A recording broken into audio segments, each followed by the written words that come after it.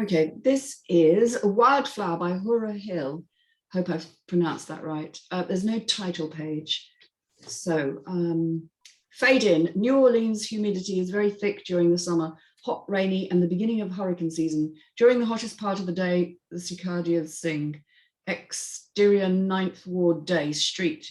Mr. and Mrs. Brazil take their weekly walk. Every Sunday morning, they walk the block. They walk slowly, admiring those who keep their yards up. Mr. and Mrs. Brazil hold hands. They've been together for so long. They enjoy the quiet. No one else is on the street as the sun begins to rise. A taxi cab pulls along the side of them, surprising them. Tony steps out of the cab. She lifts up a .22 caliber pistol and takes aim. Mama instinctively steps in front of her husband. The taxi speeds away. Mr. Brazil pushes his wife out of the way, defiant and resolute. His eyes fade to the ground, waiting. Tony's caught off guard. Now, just a few feet from her father, she points the gun at his head. Her hands tremble. Beat. Mr. Brazil slowly lifts up his head. He looks Tony in the eyes.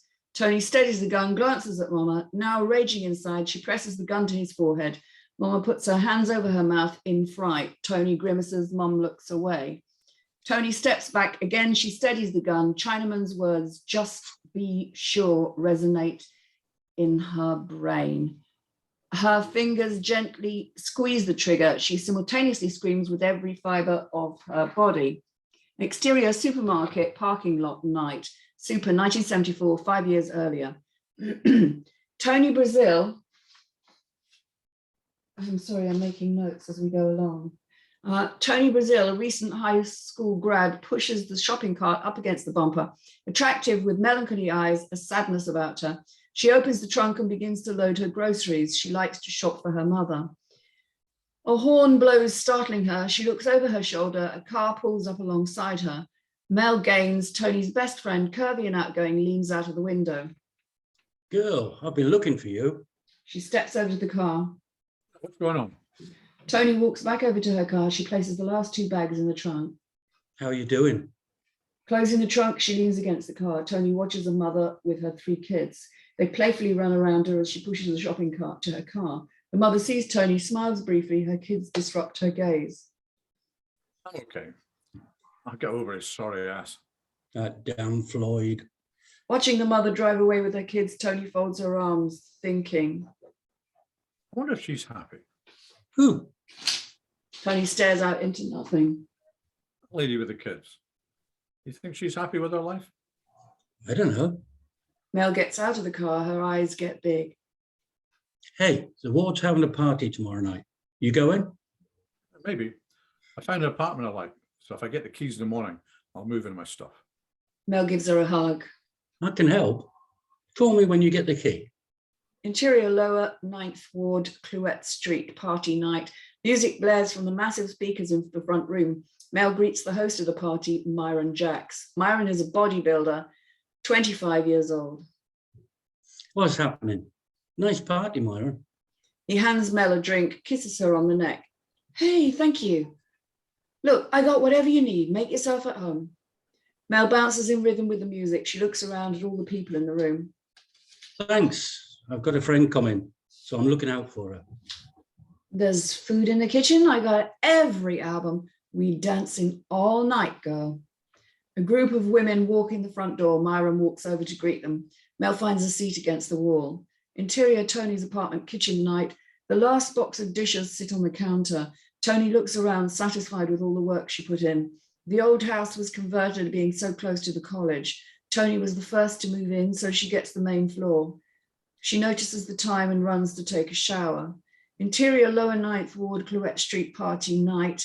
The party is in full swing. Mel still sits against the wall waiting. She's pleasantly surprised to hear a familiar voice yelling from the back of the house.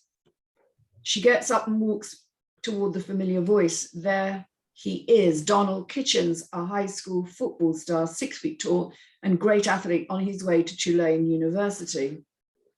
Mel walks up to Donald, gives him a hug. She whispers in his ear. Donald leans back with raised eyebrows, smiling.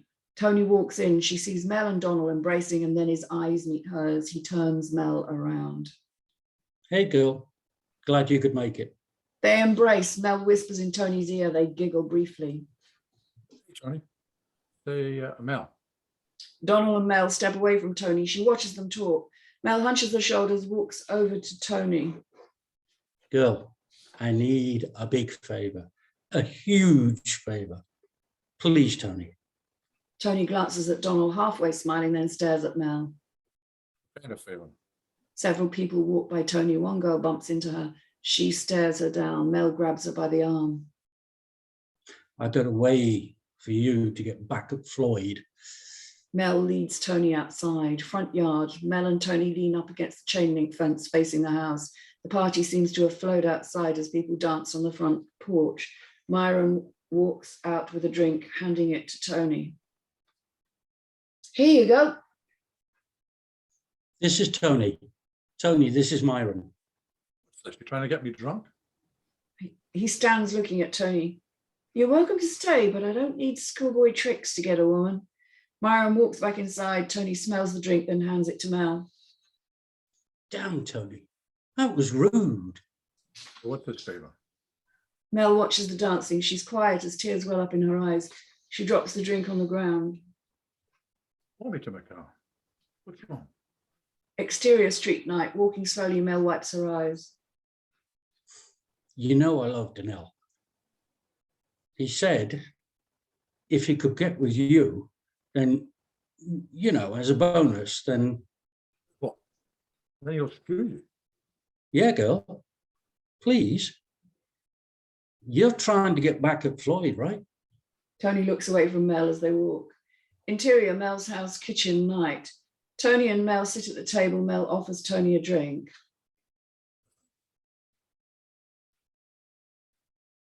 Did we not do a Tony? Yeah, it's Ian. Yep, no thanks. Yep. Mel takes a sip. Look, you said you'd do it. He's going to be here soon. We're having a threesome. Well, he said you first. I mean, girl, I ain't proud. I just know he can get it anytime he wants. You're getting cold feet. Yeah. Tony walks over to the sink, nervously washing her hands. There's a knock at the door. Front room, Mel hops up quickly, walks to the door. She opens it eagerly. Hey, Danelle. Come in with your fine self. Grinning as he walks in, gives Mel a hug. He looks around the front room. Tony walks out from the kitchen. Donald winks. Hey, Tony, how are you? Mel walks over to the stereo. She turns it on, then sits on the sofa. Hi. There's an awkward silence between them as the music plays. Tony looks at Mel. Mel motions for her to go ahead. Tony glances at Donald, then walks slowly to the bedroom. He follows. Mel's bedroom. Donald closes the door behind him. Tony nervously fumbles with her hand. She sits at the foot of the bed. Are you okay screwing your best friend's ex-girlfriend? Caught off guard, Donald nods. But you guys broke up. What's the problem? She realizes it's pointless to reason. She agreed to this anyway. He sits on the bed beside Tony, taking off his shoes. Tony is quiet, tense. I think that's meant to be interior. Floyd's house, driveway night. Super, several months earlier. Tony sits in the car, a blue 64 Impala with Floyd Gaines and Mel's younger brother. Music playing. Floyd reaches for the stereo. Tony admires his biceps flexing. This 8-track is bad. I got to get another one. He pushes on the cartridge. The music slows, then speeds up. Tony watches Floyd. She exhales slowly. Right then. She watches his eyes, waiting. Floyd looks over at Tony. Get out of here with that. He sees Tony as serious and slams his hand on the steering wheel. Look, Tony, I'm not ready to be a father. I'm trying to graduate. Tony puts her hand on Floyd's leg. Hi. I think you make a great father. Don't you want your baby? Floyd gets out of the car, leaning against it, looking down the street. Tony gets out, walks over and stands real close to him. They're quiet. Tony reaches down and grabs his hand. He holds it, then pulls away. Mel steps out on the front porch. Mom said to pick her up about 20 minutes. Floyd Okay. waves. Sorry. Okay. They continue to lean against the car. The minutes drag by. Floyd turns to look at his front tire. He bends down, checking the air valve. Sighing as he stands up, looking at Tony in the eyes. Floyd waits a second before he speaks. Get an abortion? Interior, Mel's house, bedroom, night. Donald has his pants unbuckled, takes off his shirt, standing up and stepping out of his pants. Tony half-heartedly unbuttons her top, taking it off slowly. Donald steps over and turns the light off before sitting back on the bed. Slowly, Tony stands, unbuttons her pants. She slides them off, then feeling Donald's hand on her back. Ready? Tony takes off her panties, sliding back onto the bed. Before she knows it, Donald is inside her. Interior, the Brazil's house, kitchen, night, super, low ninth ward, 1967. The kitchen is dimly lit and quiet, save for the hum of the refrigerator. A man sits alone at the table. On the table, there's a bottle of whiskey half full. The man takes a drink, then places his hand over his mouth to mute the coughing. The house is dark and still. Mr. Brazil, a small, thin man in his 40s, stands up, leaning against the table. As he walks, the linoleum cracks under his feet. Hallway, bracing himself against the wall as he walks down the hall, Mr. Brazil stops at a door. Tony's bedroom. 11-year-old Tony sleeps with her back to the door. The squeaking of the doorknob turning stirs her. The door opens, then shuts. Her eyes pop open, frozen with fear. Tony doesn't move. The whiff of whiskey fills the room, confirming his presence. Tony listens as his footsteps move slowly, then stops. She hears him breathing, waiting, watching her. Tony grips her blanket tightly. The cool air rushes over her as he lifts the blanket, climbing into bed with her. Master bedroom, tossing back and forth. Mrs. Brazil sits up suddenly, noticing her husband's not in bed. She gets up, walks over to the bedroom door. Mrs. Brazil slowly opens the door. Hallway. Across the hall, she sees her husband closing the door to her daughter's bedroom. Mr. Brazil turns to see his wife looking at him. From their daughter's bedroom, Mrs. Brazil hears Tony crying. As their eyes meet in the darkness, Mr. Brazil glares at his wife. Mrs. Brazil looks away, closing the door. Interior, Mel's house, bedroom, night. Repulsiveness overcomes Tony. She winces, her body jolts. No, stop. Donald can't believe what he's hearing. What's wrong? He tries to kiss her. Tony starts to cry. Get off me, stop. Donald rolls off of Tony onto his back. Frustrated, Tony grabs her clothes and runs out of the bedroom. Front room, Mel stands quickly. Tony, what's wrong? Still crying, Tony doesn't say a word. She gets depressed, barely glancing at Mel. She runs out of the door as Mel watches in disbelief. Yeah. She closes the front door, then walks into the bedroom, closing the door behind her. Okay.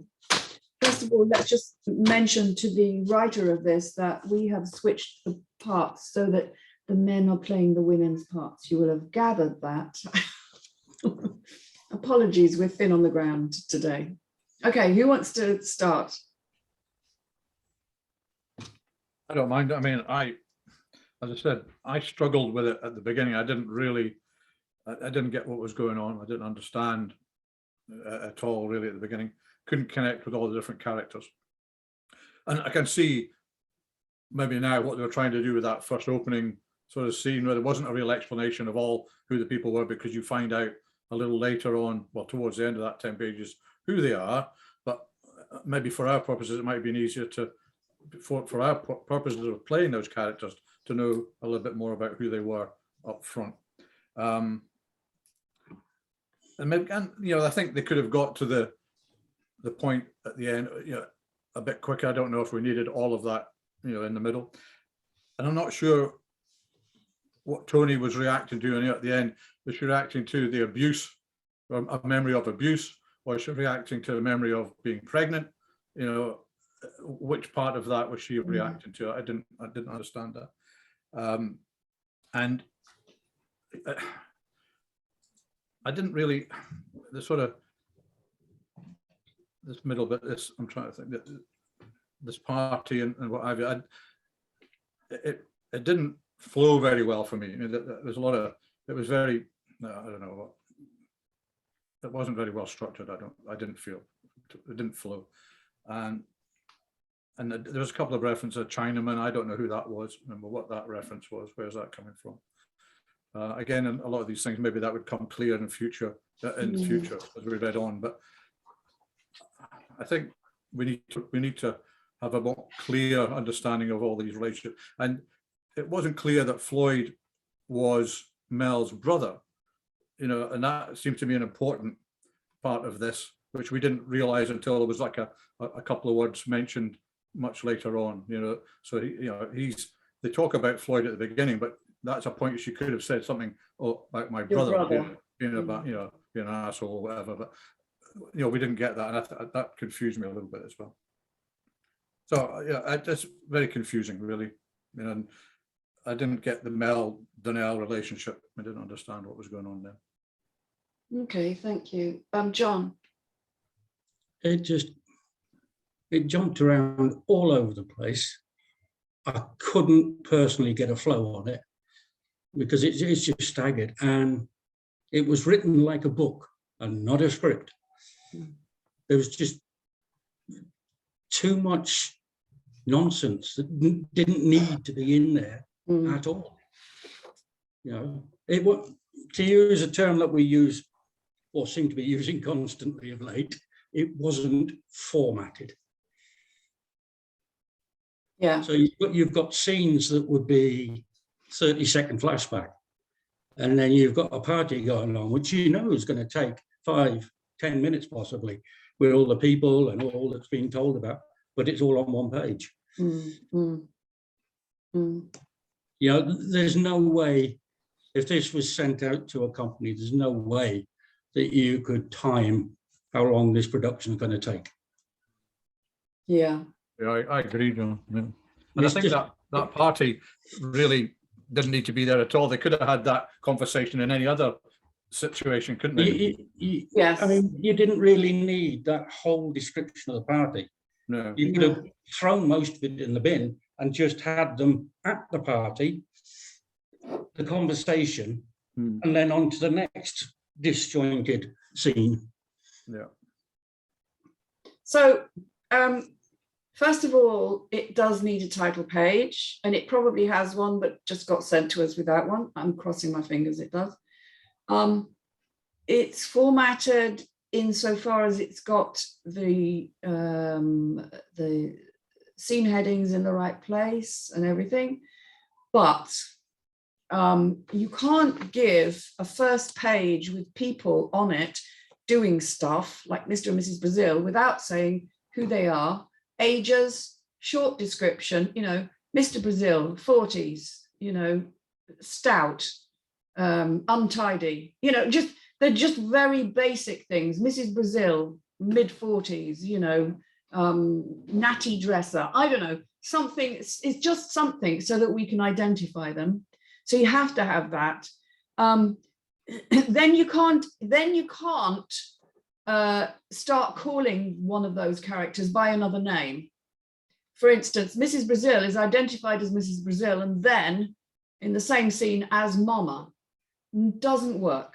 Sorry, that character might call her Mama, but you can't in the action describe her as Mama unless you are going to say Mrs. Brazil in brackets, Mama. And then, you know, so you have to be very clear about all that. I think what's happened is this writer has visualized it very clearly and then put down all the visualization, you know, every little nuance, every little move, the flick of the eyes, all of that you can leave to the actors. It's up to them to interpret it. You know, so yes, you don't need this. They enjoy the quiet. No one else is on the street as the sun begins to rise. I mean, you kind of do need some of that, but just looking off the first page. Also, at the bottom, we've got Tony steps back. Again, she steadies the gun. Fine, you know, she steadies the gun. Chinaman's words, just be sure, resonate in her brain. How do we know that when we're watching it on the screen? We don't know that. We can't read minds. We can't read her mind. So it's either got to be in the dialogue or it's got to be in the action, something that she does. Or if you want that resonating, then that is dialogue off screen from Chinaman, who you also have to identify. Yeah. I'm being very picky here because these things are really important. Yeah. And as I read them, I started putting, you melancholy eyes on page 2, not in caps, please. No, I was going to ask you about that, Angela, because there's a lot Not of in use of caps, please. caps throughout this. You know, no. Then, like, Horn playfully- blows is right. A horn blows, that's Yeah. correct. That's a sound, that's fine. Mel Gaines is called Tony's best friend, but we don't know anything more about how old is she? Hmm. You know, is she a teenager? Is she 20s, 30s, 60s? You know, she could be anything. Mhm. So there's those things. Then again, halfway through, they playfully run around her with playfully in caps. No, playfully doesn't need to be in caps. So I think this is just literally about an understanding of how formatting works. I'm going to mess up my... Yeah, I mean, if this was sent to a company, it would just get rejected. Again, Tony folds her arms thinking, no, you know, you don't need that. It would be literally be, if you wanted to rewrite that. Also, this is as one of your points was, it's written like, watching the mother drive away with the kids, Tony folds her arms thinking. No, we need to identify the character at the start of that sentence. Otherwise, it could be anybody watching the mother drive away with kids. And you have to remember, first and foremost, this is an instruction manual. It's not just a story. So it needs to be Tony watches mother drive away with kids. And then she says, I wonder if she's happy. That's all you need. It's up to the actor to decide whether they want to fold their arms or look off into the distance, or, you know.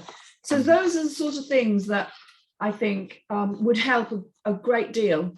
The other thing that I noticed, there's other things like 4 that's satisfied is caps on 4, doesn't need to be. And then in the next scene, we've got a voice yelling from the back of the house where the yelling should be in caps. So it's just about tidying up those things in the formatting. The other thing I've noticed is that use of passive voice, which you can tell if you're unclear about passive and active voice. Passive voice is yelling from the back of the house, walking into the kitchen, it's the ing words are passive voice. That's a good way of telling it. And so what you should be writing in a script is active voice. So you should be saying a familiar voice yells from the back of the house. That's active voice.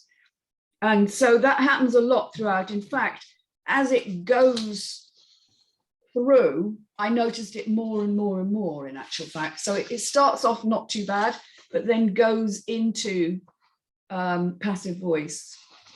And I think there's just too much, as you said, there's just too much description of stuff going on. And really, you've got to pare it down and just, you know, and the only other thing was, major thing was page 8, where we've got that music playing, Floyd reaches for the stereo, Tony admires his bicep flexing.